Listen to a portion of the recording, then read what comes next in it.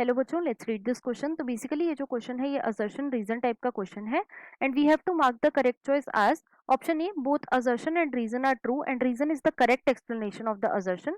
Option B both assertion and reason are true and reason is not the correct explanation of the assertion. Option C assertion is true but reason is false and option D assertion is false but reason is true.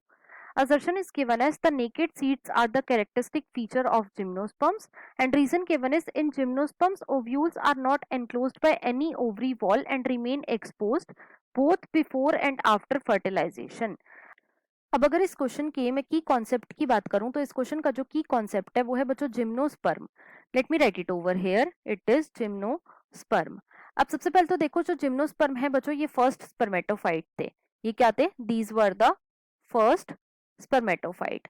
अब spermatophyte क्या होते हैं? तो देखो spermatophyte बच्चों ऐसे plants होते हैं जिनके अंदर सीड्स प्रेजेंट होते हैं, राइट? तो जो जिम्नोस्पर्म थे ये क्या थे? These were the first seed bearing plants. These were the first seed bearing plants, right?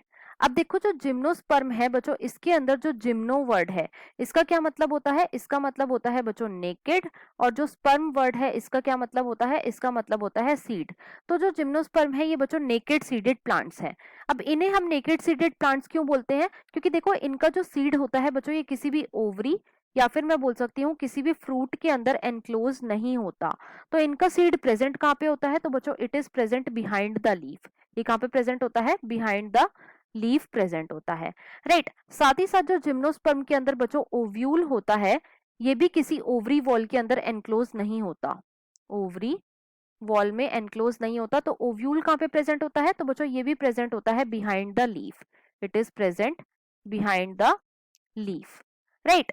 अब एक एक करके अपने असर्शन और रीजन को चेक करते हैं। तो देखो असर्शन में हमें क्या गिवन है? असर्शन में बच्चों हमें गिवन है the naked seeds are the characteristic feature of gymnosperm. तो ये बिल्कुल ट्रू गिवन है। जो जिम्नोस्पर्म होते हैं बच्चों इनके अंदर हमें नेकेड सीड्स देखने को मिलते हैं।